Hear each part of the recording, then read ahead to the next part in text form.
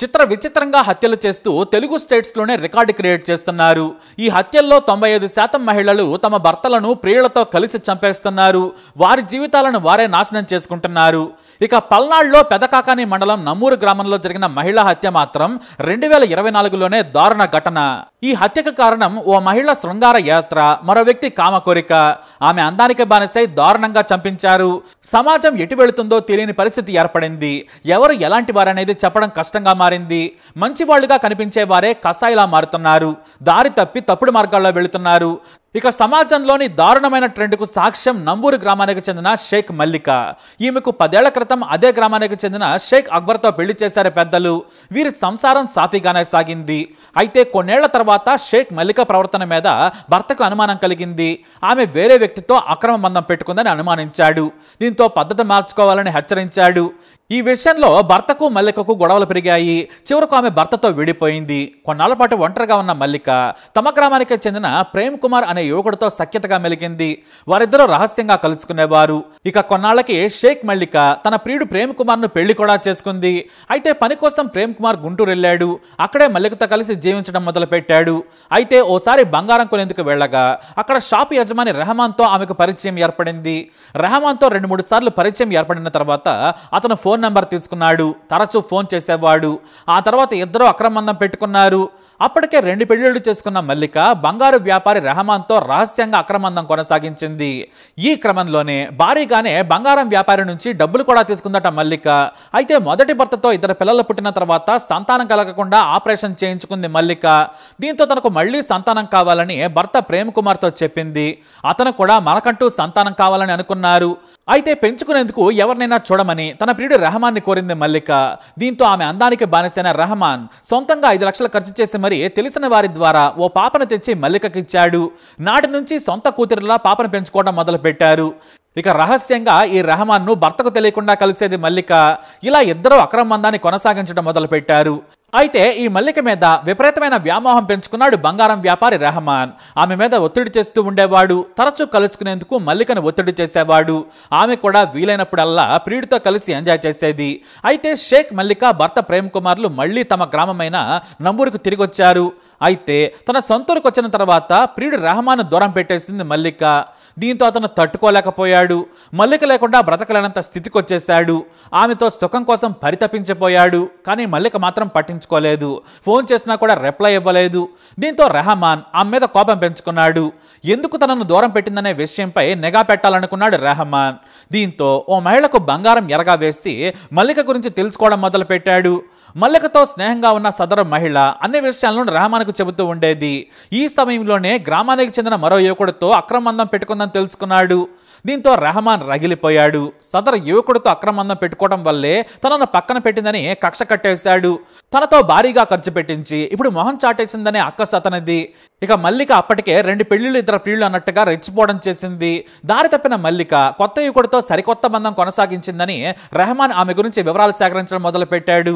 మల్లిక గురించి గ్రామంలోని మహిళ ప్రతి కదలికను రెహమాన్కు చేరవేసేది.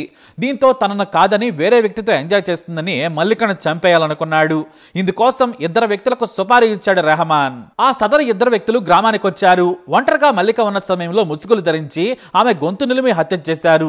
ఆ తర్వాత అక్కడి నుంచి ఎవరూ గుర్తుపట్టకుండా మాస్కులు ధరించి పరారయ్యారు. బయటకెళ్ళొచ్చిన భర్త ఇంట్లో నిర్జీవంగా పడి ఉన్న భార్యను చూసి షాక్ అయ్యాడు.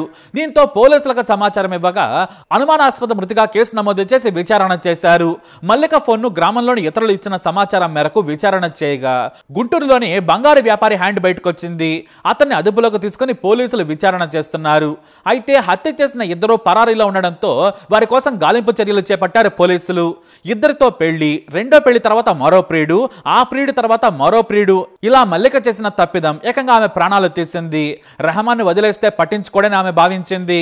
కానీ ఇలా చంపుతాడని అస్సలు ఊహించలేదు. మల్లిక మీద వ్యామోహం పెంచుకున్న రెహమాన్ తనను కాదని వేరే యువకుడితో ఎంజాయ్ చేస్తుందని తెలుసుకుని హత్య చేయించాడు. 2 హంతకులు దొరికితే మొత్తం కేసు సాల్వ్ అవుతుందని పెదకాకాని సిఐ మీడియాకు తెలియజేశారు. కేసు దర్యాప్తులో ఉంది. ఇంకా పూర్తి వివరాలు తెలియాల్సి ఉందని చెప్పారు ఆయన. ఈ ఘటన స్థానికంగా సంచలనం సృష్టించింది. మరి 2 ప్రియుళ్ళు 2 మగుళ్ళు ఈ మల్లికపై మీరేమంటారు? మీ అభిప్రాయాన్ని కమెంట్ ద్వారా తెలియజేయండి. ఈ వీడియో అప్డేట్స్ కోసం మై ఛానల్ ఫాలో అవ్వండి. అలాగే తప్పకుండా సబ్స్క్రైబ్ చేసుకోండి. మల్లిక అనే ఆమెతో అక్రమ సంబంధం ఉంది. ఈమె అతన్ని రావద్దని చెప్పి వారిస్తుంది. నీతో నాకు సంబంధం లేదు, నాకు వేరే వ్యక్తితో పరిచయం కాబట్టి నువ్వు రావద్దని చెప్తుంది. దాంతో ఇతను అది మనసులో పెట్టుకుని ఈమెను మర్చిపోలేక ఏదో విధంగా ఈమె తన వైపు వశీగా చేసుకోవాలని, లేదంటే ఆమె కాలో చెయ్యో పడేటట్టుగా చేయాలనే ఉద్దేశంతో ఇతను షేక్ జనాబ్ అహ్మద్ అనే ఢిల్లీ వ్యక్తితో సంప్రదింపులు జరుపుతాడు. క్షుద్ర పూజలు, తాంత్రిక విద్యలు నాకు తెలుసు, ఆమెకి నీకు వశమయ్యేటట్టుగా చేస్తానని చెప్పి అతను ఈ హనుమాన్ని నమ్మిస్తాడు. అతని దగ్గర 3 లక్షల రూపాయలు సుపారీ తీసుకుంటాడు. ఆమెకు సంబంధించినటువంటి దుస్తులు, పేరు మొదలైనటువంటి ఆమె ధరించినటువంటి అన్నీ కూడా జాగ్రత్తగా అతను అవి తీసుకుని ఈ హనుమాన్ అనే అతను ఆ మాంత్రికుడు షేక్ జనాబ్ అహ్మద్ అనే అతనికి ఇస్తాడు. దాంతో అతను అక్కడ డిస్ప్లే చేసిన విధంగా ఆమె యొక్క ఆటాతో పిండితో తయారు చేసిన దాని మీద మంత్రతంత్రాలు అన్నీ ప్రయోగిస్తారు. కానీ అవేమీ సక్సెస్ కాకపోయేసరికి ఏమని గొంతుతో ములి పైన మల్లిక అనే ఆమెతో అక్రమ సంబంధం. ఈమె అతన్ని రావద్దని చెప్పి వారిస్తుంది.